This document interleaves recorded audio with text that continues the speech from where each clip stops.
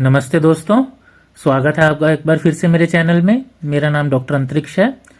तो आज हम डिस्कस करेंगे चमड़ी के होने वाले फंगल इन्फेक्शन के बारे में, जिसको दाद पड़ना भी बोलते हैं।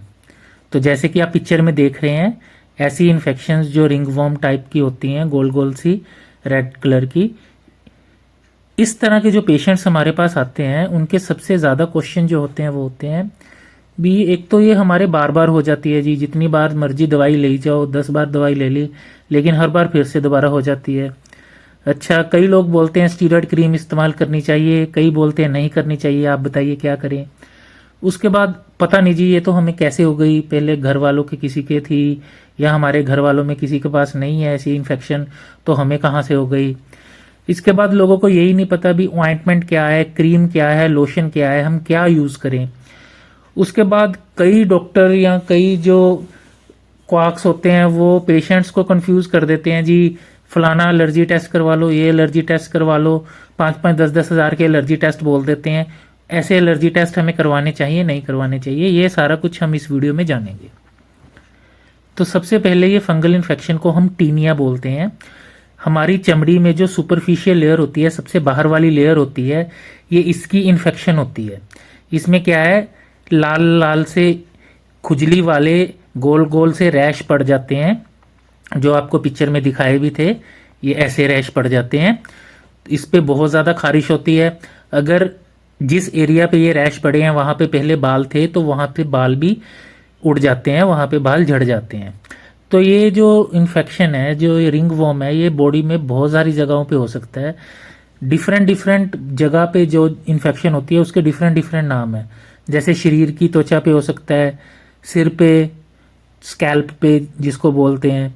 उसके बाद हमारे चड्डों में हो सकता है, जिसको जहाँ पे अंडरवियर की साइड्स में, उसको क्रूरिस बोलते हैं। नाखूनों में हो सकता है, उंगेरियम बोलते हैं।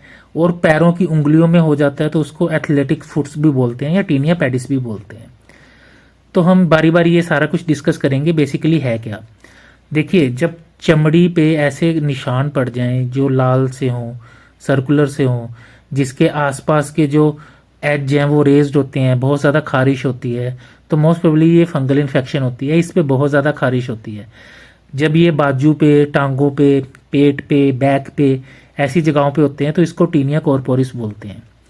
इसके बाद जब ये सिर पे हो जाते हैं, सिर पे होने से क्या है, ज़रूरी नहीं है आपको रेडनेस दिखे ही दिखे, क्योंकि बॉडी के हर स्किन का स्ट्रक्चर अलग तरह का है, कलर अलग तरह का है। तो जैसा बॉडी का वहाँ पे चमड़ी है वैसा ही वहाँ पे वो लीजन बनाती है, वैसे ही वहाँ पे वो जख्म बनाती है। तो सिर पे ऐसे खुश्की सी भी हो सकती है, वाइट वाइट सी।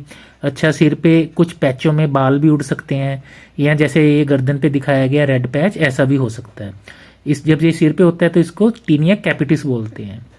इसके बाद जब ये हमारी बाथरूम वाली जगह के आसपास हो जाता है, चड्डों में हो जाता है, तो इसको जोकीच या टीनिया क्रूरिस बोलते हैं। यहाँ पे भी ये देखिए, आप पिक्चर्स में देख ही रहे हैं, ब्लैक तरह के रैश भी हो सकते हैं, रेड तरह के रैश भी हो सकते हैं, बहुत ज़्यादा ये फैल जाता है। उसके बाद है नाखूनों में। नाखूनों में जब ये होता है तो नाखून येलो से हो जाते हैं, डर्टी हो जाते हैं, मोटे हो जाते हैं और नीचे की चमड़ी छोड़ने लग जाते हैं। ठीक है, तो इसको टीनिया उंगेरियम बोलते हैं। उसके बाद पैरों की उंगलियों में जैसे ये उंगलियां फट जाती हैं ना, वाइट वाइट सी, ऐसे लगता है जैसे उंगलियां गल गई हैं, बीच में जो मांस है वो गल गया है। कट्स पड़ने शुरू हो जाते हैं उंगलियों के अंदर, स्केल्स बनने शुरू हो ब्लिस्टर बनने, छाले पड़ने शुरू हो जाते हैं। तो ये भी फंगल इन्फेक्शन है, एथलेटिक फुट बोलते हैं।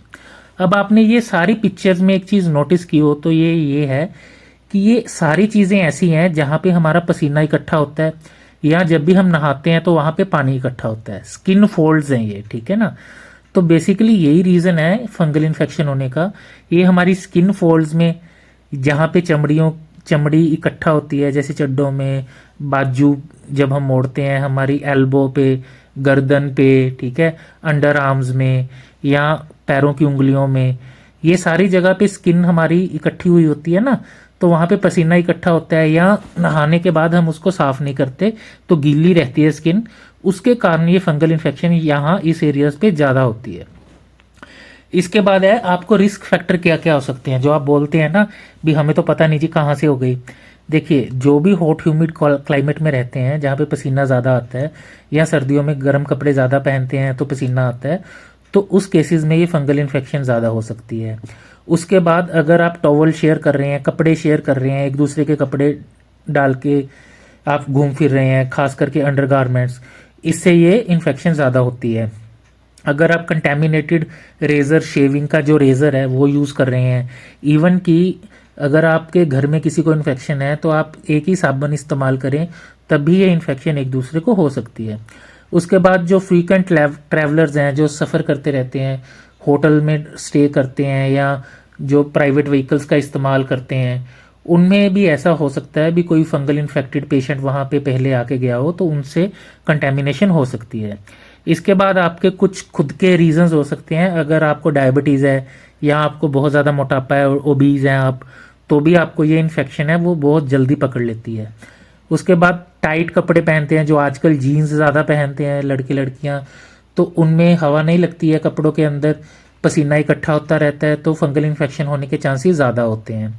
हर क्लाइमेट की जो कंट्री है उसका अलग वेशभूषा है, वो हर किसी के लिए सूट नहीं करती। जैसे जीन्स ठंडी वाले इलाकों के लिए सूट करती है, हमारे लिए नहीं सूट करती है। उसके बाद जो पूल यूज़ करते हैं, जिम यूज़ करते हैं, कॉमन एरिया यूज़ करते हैं, तो उनमें भी फंगल इन्फेक्शन देखने को मिल सकती है, क्योंकि वहाँ पे कोई पेशेंट हो सकता है। तो इसको बचा कैसे सकते हैं, यही अपने आप को साफ रखें, ठीक है। ये पॉइंट्स आप पढ़ भी सकते हैं। नहाने के बाद आप अपने आप को अच्छी तरह से पोंछना है। उसके बाद आपने जो अपने पैर वगैरह वो साफ रखने हैं, हमेशा चप्पल पहन के रखनी है। कोई ऐसी चीज़ें नहीं पहनी जिससे आपको ज़्यादा पसीना आए, या आप अपने नाखून वगैरह अच्छी तरह से काट के रखिए। किसी की चप्पलें ना पहने, खास करके जिम में या स्विमिंग पूल में या कॉमन एरिया में, ठीक है। तो ऐसी चीज़ों से आप अगर प्रिवेंशन रखेंगे तो आपको ये फंगल इन्फेक्शन नहीं होगी। तो इसका ट्रीटमेंट क्या है फंगल इन्फेक्शन का? देखिए, सबसे पहले चीज़ है, लोग बोलते हैं हमें ये इन्फेक्शन बार बार हो ही जा रही है जी, एक बार हो गई, दोबारा फिर हो गई, फिर हो गई। तो आप ये चीज़ मान के रखिए। देखिए, ये जो ट्रीटमेंट है आप तभी शुरू कीजिए अगर आप इसका प्रॉपर 2 महीने 3 महीने ट्रीटमेंट ले सकते हैं। पहले होता था 2-3 हफ्ते आपने ट्रीटमेंट लिया तो ये ठीक हो गई, लेकिन इतना ज़्यादा ये ओवर यूज़ हो गई हैं मेडिसिन, हर बंदा यूज़ करी जा रहा है, जिसको नहीं समझ है वो भी प्रिस्क्राइब करी जा रहा है, या सेल्फ मेडिकेशन करी जा रहे हैं पेशेंट। तो ये मेडिसिन अब महीना 2 महीना लेती हैं। सबसे पहली चीज़ आपको देखने वाली ये है, जब भी आप मेडिसिन शुरू करेंगे, हफ्ते के अंदर अंदर आपके जो ये दाग है वो गायब हो जाते हैं। तो पेशेंट्स को लगता है जी हम तो ठीक हो गए, अब हम ठीक हो गए, मेडिसिन छोड़ दो। लेकिन बात क्या है, वो फंगल इन्फेक्शन आपकी स्किन में रह जाती है। 2-3 दिन भी मेडिसिन छोड़ेंगे, हफ्ते बाद ये फंगल इन्फेक्शन फिर हो जाएगी। फिर आप ब्लेम करते हो डॉक्टर को, या आप ब्लेम करते हो भी मेडिसिन अच्छी नहीं है। बेसिकली मेडिसिन और डॉक्टर दोनों, जिसने ये प्रिस्क्राइब किया है और जो मेडिसिन ले रही हो वो ठीक है। आपका जो प्रॉपर रूटीन है, जो प्रॉपर शेड्यूल है, वो फॉलो होना चाहिए। कम से कम 1 महीना तो मेडिसिन ले ही लें। अगर आपका डॉक्टर कहता है, जिसको आप दिखा रहे हो, अगर वो ज़्यादा देर तक लेने के लिए कह रहा है तो ही इज़ बेटर जज ऑफ द पोजीशन, तो आपको ज़्यादा देर भी लेनी चाहिए। इसीलिए जब भी आप दवाई शुरू करें, आप अपने डर्मेटोलॉजिस्ट को एक बार ज़रूर दिखाएं, क्योंकि वही जज कर सकता है उस टाइम पे भी आपको कौन सी दवाई लेनी है, आपकी बॉडी वेट के हिसाब से कितनी डोज आपको देनी है, ठीक है ना। तो जो टॉपिकल एंटी फंगल्स होती हैं उसमें जो क्रीम्स आती हैं वो है क्लोट्रिमाजोल, कीटोकोनाजोल, माइकोनाजोल, लुलिकोनाजोल। एक सोल्यूशन आता है लोशन टाइप में, ओमोरोलिफिन आता है, जो नेल्स में लगा सकते हैं अगर नेल की फंगल इन्फेक्शन हो तो। इसके बाद क्वेश्चन आता है जी स्कैल्प में हम कौन सा शैम्पू यूज़ करें, तो कीटाकोनाजोल का शैम्पू आता है 2% में, जिसमें जिंक, पायोथियम या सिलीनियम भी होता है, तो उसको हफ्ते में 2 बार यूज़ करना है। फिर कई बार हमसे पेशेंट पूछते हैं जी हम पाउडर यूज़ करें एंटी फंगल या हम क्रीम यूज़ करें। देखिए, जब आपको चड्डों में इन्फेक्शन है, जो बाथरूम वाली जगह के आसपास इन्फेक्शन है, जहाँ पे बहुत ज़्यादा पसीना आता है, तो प्रेफर कीजिए आप पाउडर को इस्तेमाल कीजिए, क्योंकि उससे स्किन भी ड्राई रहेगी, ठीक है ना। इसके बाद है सिस्टेमिक एंटी फंगल्स, जो आपको दवाइयाँ खानी पड़ती हैं। इसमें भी इट्राकोनाजोल आती है, टर्बिनाफिन आती है, फ्लूकोनाजोल आती है। कितने दिन लेनी है और कितनी डोज लेनी है, ये आपकी बॉडी वेट के हिसाब से और आपकी कंडीशन के हिसाब से देखा जाता है।